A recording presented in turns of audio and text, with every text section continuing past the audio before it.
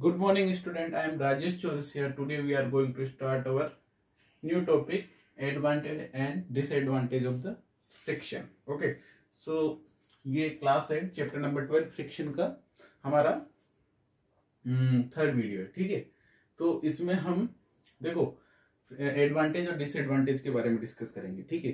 तो यदि मैं बात करूं, कोई भी चीज के दो पहलू होते हैं, एक एडवांटेज भी होता है उसका, डिसएडवांटेज भी होता है. उसी तरह फ्रिक्शन के एडवांटेज भी होते हैं और डिसएडवांटेज भी होते हैं. तो देखो, यदि मैं एडवांटेज की बात करूं तो फ्रिक्शन के बहुत सारे एडवांटेज है. जैसे कि अभी मैं बोल पा रहा हूं, किसकी वजह से? फ्रिक्शन की वजह से. क्योंकि टंग किसके थ्रू ये साउंड जनरेट कर रही है? थ्रोट के थ्रू, फ्रिक्शन के थ्रू. यदि फ्रिक्शन नहीं होगा तो हम ना तो बोल पाएंगे. ठीक है. और यदि मैं बात करूं कि जैसे कि मैं बोर्ड पे कुछ लिख पाऊंगा या लिख पाता हूं, किसकी वजह से? फ्रिक्शन की वजह से. यदि फ्रिक्शन नहीं होगा तो चौक या मार्कर जो भी होगा वो क्या होगा? फिसलेगा. ठीक है. मैं कुछ लिख ही नहीं पाऊंगा. ठीक है. क्योंकि ग्रिपिंग नहीं बन पाएगी. ओके. और भी बहुत सारे, जैसे कि वी आर टॉकिंग. ठीक है. ये हो गया. जैसे मैं लिख पाता हूँ वो, अभी जैसे कि मैं चल रहा हूं, किसकी वजह से हम चल पाते हैं? किसकी वजह से? फ्रिक्शन की वजह से. तो ये सब क्या है? फ्रिक्शन के एडवांटेज है. और देखो डिसएडवांटेज भी है इसके, तो वो सब हम डिस्कस करेंगे. देखो यहाँ पे एक और क्वेश्चन बनता है. फ्रिक्शन, देखो एक question, prove that friction is necessary evil. Friction is necessary evil. तो उसका भी आंसर ये होगा, एडवांटेज.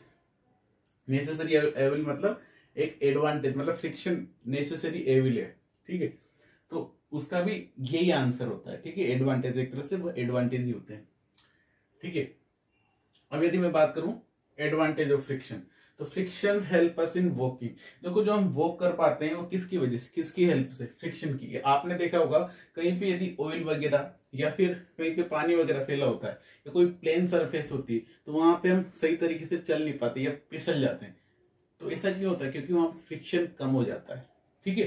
तो जैसे कि जो फ्रिक्शन हमें क्या करता है, जब भी हम वॉक करते हैं या चलते हैं तो फ्रिक्शन हमें उसमें हेल्प करता है. क्या क्या करता है? एक रिएक्शन फोर्स देता है. ठीक है. ग्रिपिंग प्रोवाइड करता है. Friction help us in writing. देखो जो भी मैं लिख पाता हूं किसकी वजह से? फ्रिक्शन की वजह से. यदि फ्रिक्शन नहीं होगा तो जैसे मैं कुछ भी लिखूंगा तो क्या होगा? फिर मेरे जो चौक या मार्कर जो भी होगा वो क्या होगा? फिसलेगा. मैं सही तरीके लिख ही नहीं पाऊंगा. तो friction help us to holding the object in hand. मान लो कोई भी चीज मैंने, जैसे कि ये कोई भी बॉक्स वगैरह मैंने होल्ड कर रखा है, किसकी वजह से? फ्रिक्शन की वजह से. यदि ये फ्रिक्शन नहीं होगा तो ये गिर जाएगा. ठीक है. तो जो भी चीज को हम होल्ड करके रखते हैं तो किसकी वजह से? फ्रिक्शन की वजह से. तो ग्रिपिंग प्रोवाइड करते हैं उस ऑब्जेक्ट को. ठीक है. जैसे कि चौक मैंने क्या कर रखा है? होल्ड कर रखा है. तो किसकी वजह से? फ्रिक्शन की वजह से. Friction help us in applying brake. देखो आपकी गाड़ी चलती है, ठीक है, तो व्हील किस वजह से रुक पाते हैं? क्योंकि फ्रिक्शन के थ्रू क्या होता है, वो जो ब्रेक शू वगैरह होते हैं, ठीक है, ये डिस्क ब्रेक, वो क्या करते हैं? व्हील को क्या कर देते हैं? कस के पकड़ लेते हैं. तो उससे क्या होता है? फ्रिक्शन प्रोवाइड होता है और आपका व्हील रोड पे रुक जाता है. ठीक है. और व्हील भी क्यों रुक पाता है? व्हील में भी ब्रेक क्यों लगते हैं? क्योंकि उसमें ग्रिपिंग होती है जो रोड में टायर्स को ग्रिपिंग प्रोवाइड करती है. ठीक है. जो स्लॉट होते हैं ना, आपने देखा होगा इस तरीके से टायर में, इस तरीके से, तो ग्रिपिंग के लिए होते हैं. ठीक है. तो ग्रिपिंग के लिए होता है. इससे क्या होता है, आप जब भी ब्रेक अप्लाई करते हो तो आपने देखा होगा कि जब भी जैसे कि आपका ब्रेक भी सही है, पर क्या होता है, जैसे कि आपके व्हील की ग्रिपिंग खत्म हो जाती है, बिल्कुल फ्लैट हो जाता है टायर, तो ब्रेक अप्लाई करने में प्रॉब्लम होती है. जैसे आपने ब्रेक अप्लाई किया तो ब्रेक बहुत दूर जाके अप्लाई होते हैं. ठीक है. क्यों? क्योंकि वो ग्रिपिंग नहीं पकड़ पाता टायर, तो प्रॉपर तरीके से फ्रिक्शन जनरेट नहीं होता. ठीक है. Friction help us in talking. हम जो बोल रहा हूं किसकी वजह से? फ्रिक्शन की वजह से. तो इन सब में क्या होता है? Nail can not be fixed in would या वॉल विदाउट फ्रिक्शन. देखो नेल को हम किसी ब्लॉक में या किसी वुडन ब्लॉक या किसी वॉल में बिना फ्रिक्शन के नहीं डाल सकते हैं. ठीक है. उसके लिए, और जैसे बिल्डिंग वगैरह बनती है, जो ब्लॉक वगैरह होते हैं, उस बिल्डिंग को बनाने में भी फ्रिक्शन बहुत हेल्प करता है. विदाउट फ्रिक्शन, तो यदि फ्रिक्शन नहीं होगा तो उनकी जो ब्लॉक होगी उनकी होल्डिंग सही तरीके से नहीं होगी और बिल्डिंग सही तरीके से नहीं बन पाएगी. तो ठीक है. तो बिल्डिंग बनाने में भी कौन हेल्प करता है? फ्रिक्शन. ठीक है. Friction help us to transfer energy. देखो फ्रिक्शन क्या करता है, ट्रांसफर द एनर्जी और मास को ट्रांसफर करने। आपने देखा होगा जैसे कि आपकी जो चक्की होती है, चक्की में देखा होगा ना बेल्ट कन्वर्जन। जैसे कि यहाँ पे कोई भी लगेज या कोई भी चीज को आप यहाँ पे रखते हो और वो चल के ये जब ये रोटेट करती है तो क्या होती है, वो यहाँ आ जाती है। या फिर जैसे कि मान लो हम इस व्हील को घुमा रहे हैं, ठीक है, हम इस व्हील को घुमा रहे हैं तो ये व्हील भी क्या होगा, घूमता है इसकी वजह से। तो ये फ्रिक्शन की वजह से तो हो रहा है। एक अरे गियर सिस्टम होता है, एक व्हील घूमता है कि उसकी वजह से क्या होता है, दूसरा व्हील भी घूमता है। तो एनर्जी तो हमने इससे इसमें ट्रांसफर कर, पर वो फ्रिक्शन के थ्रू किस में ट्रांसफर होगी, दूसरे व्हील में भी, ठीक है ना। तो ये किसका एडवांटेज है, ये भी एडवांटेज है फ्रिक्शन का। अब देखो ये सारे तो एडवांटेज है, ठीक है, और भी बहुत सारे, पर मेनली इनको डिस्कस किया जाता है, ठीक है। अब यदि मैं डिसएडवांटेज की बात करूं तो देखो फ्रिक्शन के बहुत सारे डिसएडवांटेज भी है, ठीक है। मेनली आपको तो डिसएडवांटेज ही याद होंगी, ठीक है, कि हम जैसे कि ब्लॉक को पुश करते हैं तो घिस सकता नहीं है, ठीक है। हमारे शूज घिस जाते हैं, वियर एंड टियर हो जाता है, ठीक है। हमारे टायर्स में वियर एंड टियर हो जाता है फ्रिक्शन की वजह से, ठीक है। तो सबसे बड़ा जो डिसएडवांटेज होता है वो वियर एंड टियर का। तो friction causes wear and tear due to which the life of machine. और इससे क्या होती है, ड्यू टू विच, देखो फ्रिक्शन की वजह से वियर एंड टियर, जैसे मशीनें क्या करती है, घूमती है तो किसी न किसी पार्ट के टच में आती है, तो कंटिन्यूअसली जब घूमती है, जब दो चीजें कंटिन्यूअसली टच में आएगी तो क्या होगा, जैसे गियर होता है आपका, ये जैसे ये गियर है, ये गियर, ठीक है। अब ये गियर देखो मेश, ये गियर है। अब ये देखो ये जब कंटिन्यूअसली रोटेट करेंगे टच होते हुए तो एनर्जी ट्रांसफर होगी, तो टच होते हुए रोटेट तो क्या होगा, इनमें वियर एंड टियर ज्यादा होगा। फ्रिक्शन की वजह से क्या होता है, वियर एंड टियर ज्यादा होता है। इससे क्या होता है, इसकी लाइफ क्या हो जाती है, कम हो जाती है।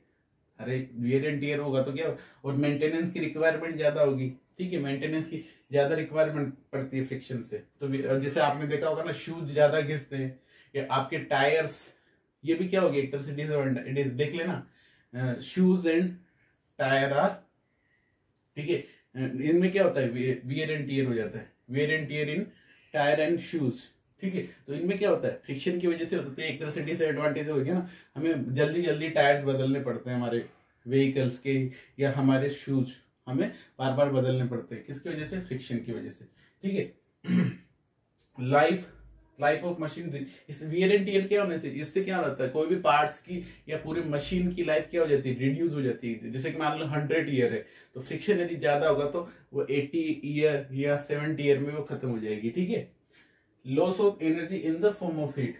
देखो जब भी दो चीजें कंटिन्यूस टच में होगी, उनके बीच में फ्रिक्शन होगा तो हीट जनरेट होती है। जैसे कि मान लो अपन इसको, जो हमारी पाम है, इसको क्या करेंगे, रफ करें बार बार, तो क्या होता है, हीट अप हो जाती है ना। तो हीट एनर्जी किससे है, फ्रिक्शन की वजह से। तो क्या होता है, एनर्जी लॉस होता है, हीट प्रोड्यूस होती है जब भी क्या होगा, फ्रिक्शन होगा। Friction reduces the efficiency of machine. देखो फ्रिक्शन से क्या होगा, एफिशिएंसी रिड्यूस हो जाती है।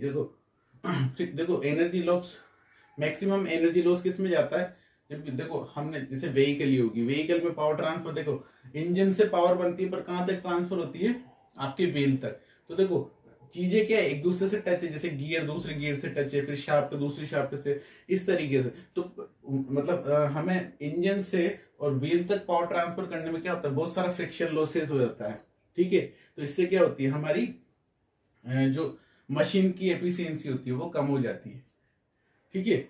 वो चीज है, मतलब जैसे कि हम गाड़ी में बोलते हैं ना कि माइलेज कम हो गया, उसी तरीके से माइलेज के उसी तरीके, मतलब ये फ्रिक्शन की वजह से क्या होती है, एफिशिएंसी, मतलब उसकी वर्क करने की जो कैपेबिलिटी हो जाती है ना, वो कम हो जाती है।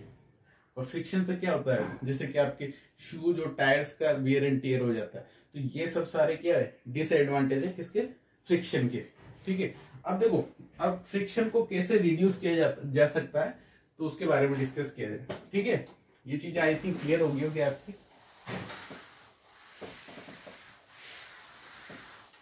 So how to reduce the friction?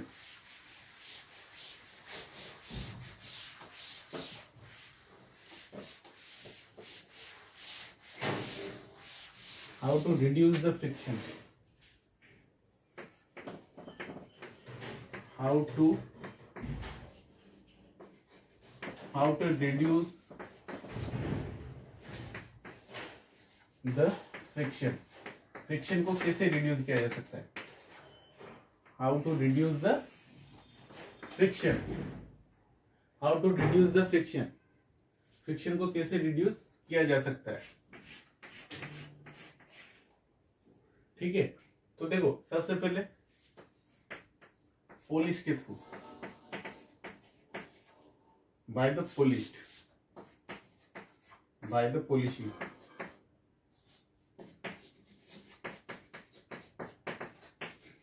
By the polishing. ठीक है, second by the lubrication, lubrication. ठीक है, अभी बात करेंगे लुब्रिकेशन क्या होता है। और बाय द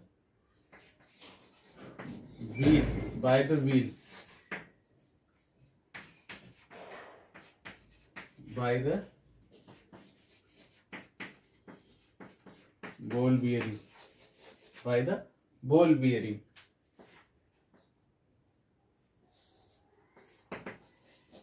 ठीक है, इनके थ्रू या बाय द देखो पॉलिशिंग या by the plane surface, plane surface,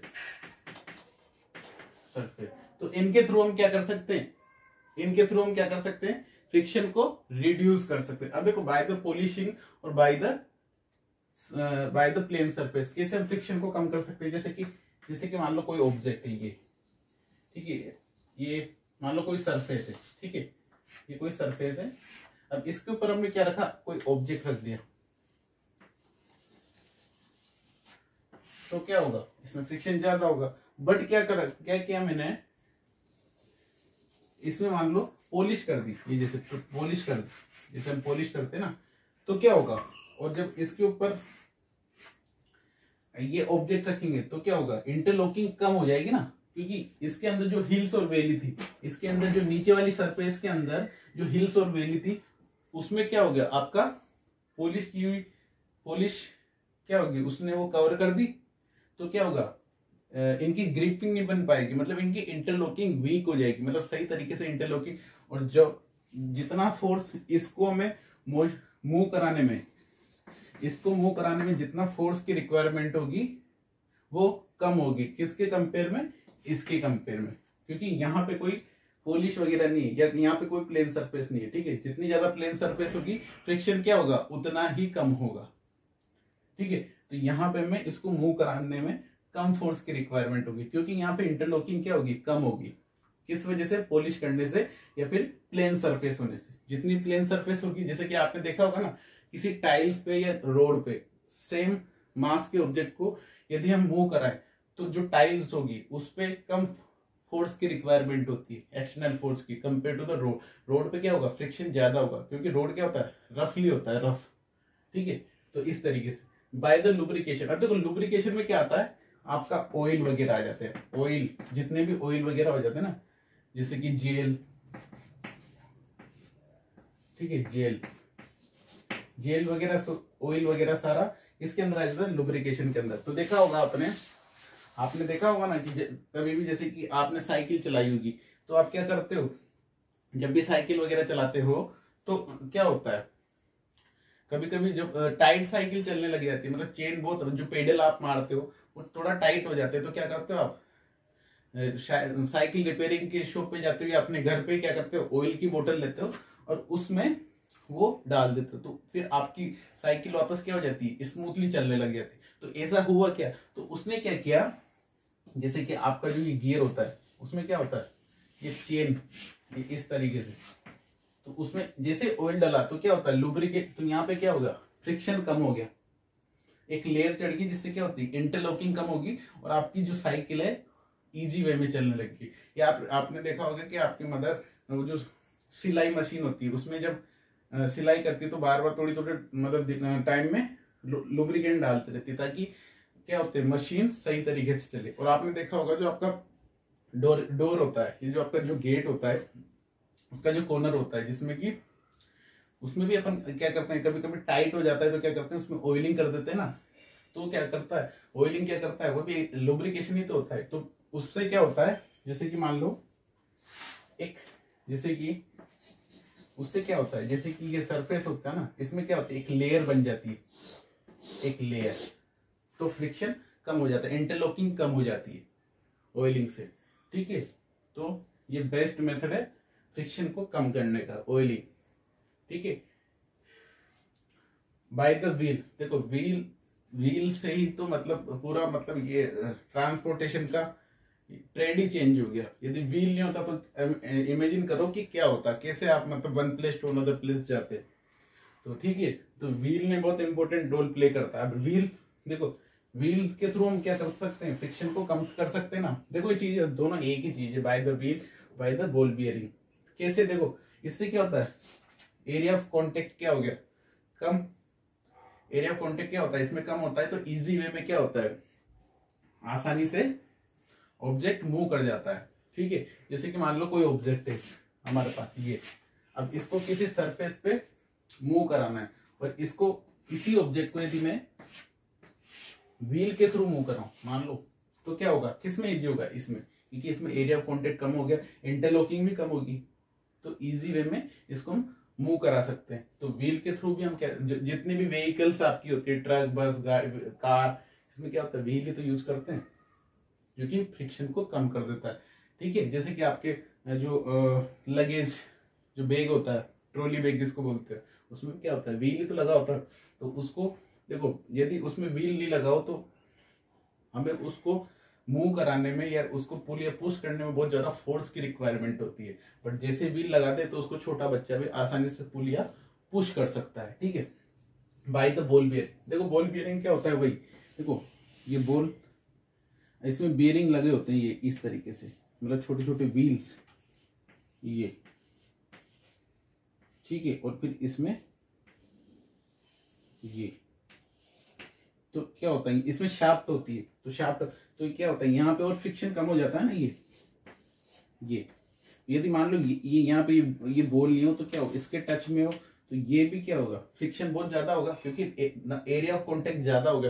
पर इस बॉल, इन छोटी छोटी बॉल से क्या हो जाता है, एरिया ऑफ कॉन्टेक्ट कम हो जाता है और फ्रिक्शन कम हो जाता है। तो बॉल बियरिंग के थ्रू भी हम फ्रिक्शन को कम कर सकते हैं। तो ये 4 मेथड है जिनके थ्रू हम फ्रिक्शन को रिड्यूस या कम कर सकते हैं। ठीक है, और इंक्रीज कैसे कर सकते हैं, बाय द, ये तो इतना मतलब ये टॉपिक नहीं है, इंक्रीज कैसे कर सकते हैं, बाय द, कोई भी फ्रिक्शन को इंक्रीज कैसे कर सकते हैं। देखो, एक तो रफ सरफेस के थ्रू या एरिया ऑफ कॉन्टेक्ट को बढ़ा के भी हम फ्रिक्शन को इंक्रीज कर सकते हैं। तो हमें ये इतना इंपॉर्टेंट चीज नहीं, मेन चीज है, ये क्वेश्चंस आता भी है। अब देखो फ्लूइड फ्रिक्शन, एक टॉपिक आता है फ्लूइड फ्रिक्शन, फ्लूइड फ्रिक्शन,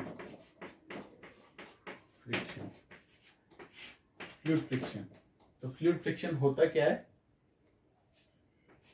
देखो फ्लूइड तो आप जानते हो, फ्लूइड क्या होता है, फ्लूइड क्या होता है, फ्लूइड क्या होता है, any substance that can flow.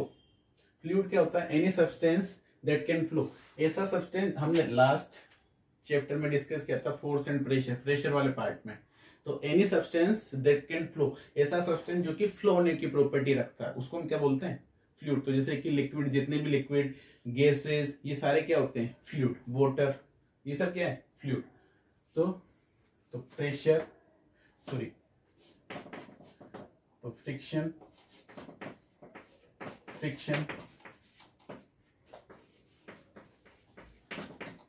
applied by the fluid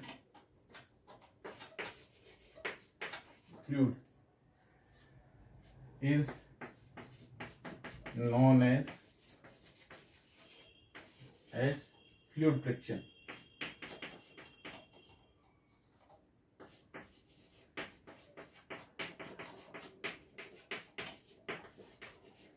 तो जो फ्लूइड के थ्रू जो फ्रिक्शन अप्लाइड होता है उसको हम क्या बोलते हैं, फ्लूइड फ्रिक्शन।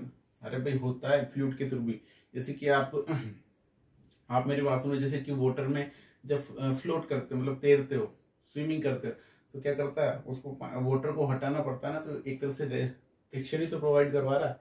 ठीक है, आप जो स्विमिंग कर पाते हो फ्रिक्शन की वजह से। ठीक है, या जैसे कि आप मान लो व्हीकल चला रहे हो, ठीक है, तो क्या होता है, आप जितनी स्पीड से यदि व्हीकल चलाते हो तो आपको एयर क्या होती है, पीछे धकेलती है। देखा होगा ना, जब आप हाईवे पे मान लो बहुत ज्यादा स्पीड से गाड़ी चला रहे हो, बाइक की बात कर रहा हूँ, तो क्या होगा, ये जो कार भी होगी, जितनी ज्यादा स्पीड से चलाओगे तो वो गाड़ी या कार आपको क्या होगी, पीछे की तरफ धकेलती है। तो क्या कर रही है, फ्रिक्शन अप्लाइड कर रही है एक तरह से उसको। तो एयर भी क्या आती है, एयर क्या है, फ्लूइड है, तो क्या कर रही है, फ्रिक्शन। जैसे कि आप कहीं ऐसी जगह पे खड़े हुए हो जहाँ पे बहुत ज्यादा विंड चल रही है, ठीक है, तो वो क्या करती है, आपको पीछे की तरफ धकेलती है ना, तो क्यों, तो वो भी क्या है, फ्लूइड फ्रिक्शन। तो आपने देखा होगा, तो जैसे कि फ्लूइड फ्रिक्शन में कहाँ देखने को मिलता है, जो आपके जो आपकी जैसे कि ये जो एरोप्लेन वगैरह होते हैं, बोट्स, ठीक है, तो इसमें अब जो ये क्या करते हैं, देखो उनकी और स्ट्रीमलाइन शेप होती है, इसी वजह से वो इजी वे में क्या कर पाते हैं, आसानी से मूव कर पाते हैं। यदि उनकी स्ट्रीमलाइन शेप नहीं हो तो क्या हो, वो उसमें मूव ही नहीं कर पाए एयर में, या फिर जैसे एरोप्लेन एयर में मूव नहीं कर पाए, ठीक है। तो उसके पीछे, और देखो फ्लूइड फ्रिक्शन, देखो इसको हम क्या भी बोलते हैं, it is also known as drag या और drag friction.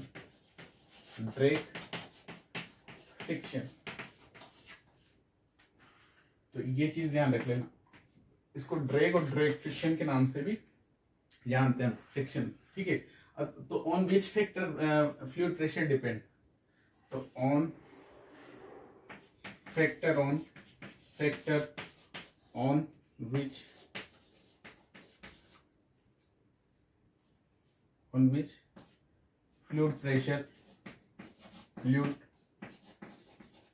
Pressure depend.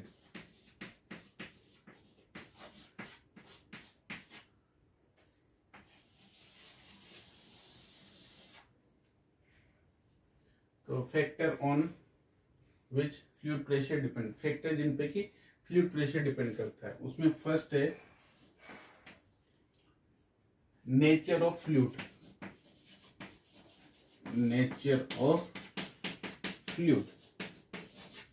Second है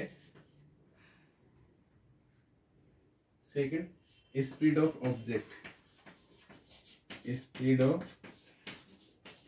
ऑब्जेक्ट, और स्ट्रीमलाइन और शेप या स्ट्रीमलाइन शेप।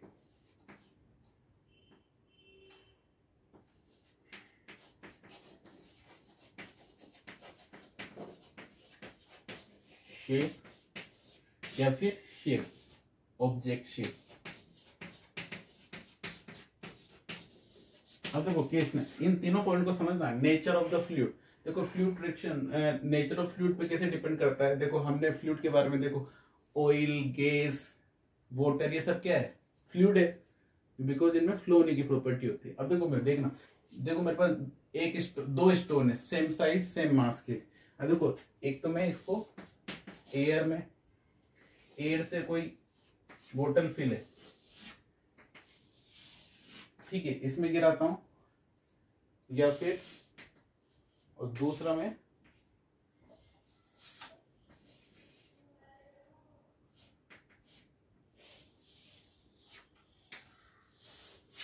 ठीक है, इसमें वाटर फिल है, या इसमें जैसे कि एयर भी नहीं, इसमें वाटर और इसमें हनी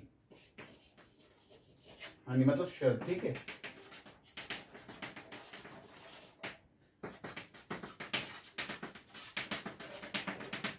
देखो इसमें मैं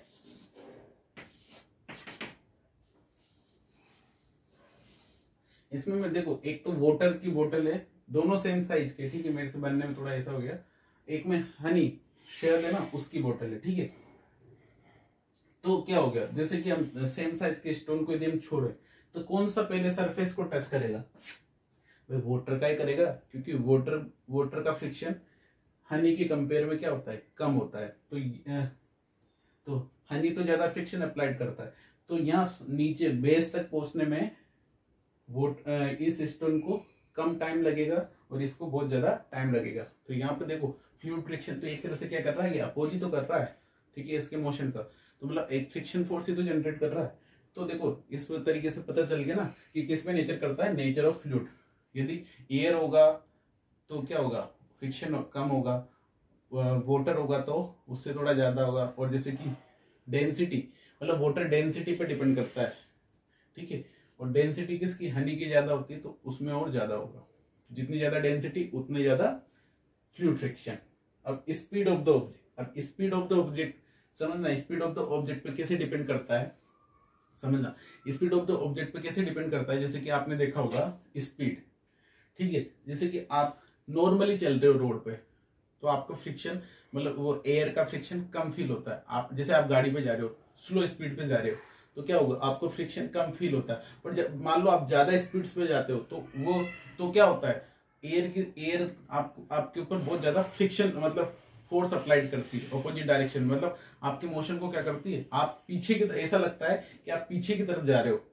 तो जितनी ज्यादा आपकी ऑब्जेक्ट की स्पीड होगी उतना ज्यादा फ्रिक्शन फोर्स जनरेट होता है। ऐसा आपकी कार वगैरह में भी होता है, जैसे कि वो कांच लगे होते हैं पर इतना फील नहीं होता, बट जब आप उसको कांच को छोड़ना खोलना तब और ज्यादा फील होता है, ठीक है। स्ट्रीमलाइन शेप, देखो स्ट्रीमलाइन शेप या ऑब्जेक्ट शेप पे कैसे डिपेंड करता है फ्लूइड फ्रिक्शन। देखो यदि आपने देखा होगा कि जैसे कि फ्लूइड में, जैसे कि यदि मैं वाटर की बात करूं तो वाटर में क्या होती है, फिश, तो फिश की शेप कुछ किस तरीके से होती है,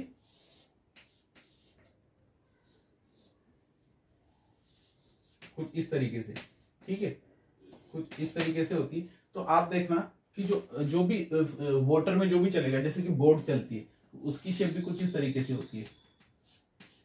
वाटर में जो भी चलता है तो उसकी शेप भी क्या होती है, इस तरीके से होती है, किस तरीके से, ये मतलब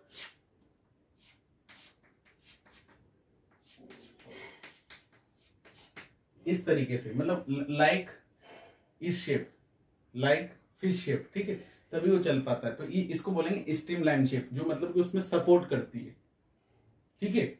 यदि ऐसी शेप नहीं होगी तो आप उसमें फ्लोट या उसमें नहीं चल पाओगे सही तरीके से, ठीक है। और इसी तरीके से देखो, अब एयर की बात करें तो एयर में कौन चलता है, एरोप्लेन।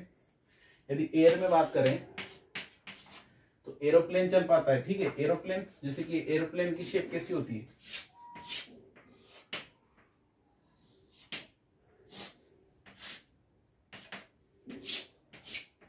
ये शेप होती है। और जो बर्ड्स वगैरह होती है उनकी भी शेप किस तरीके की होती है, ये इसी तरीके की होती है। कोई भी जो बर्ड्स वगैरह होते हैं उसके भी पंख इसी तरीके होते हैं। तो दोनों की शेप, तो ये क्या है, स्ट्रीमलाइन शेप।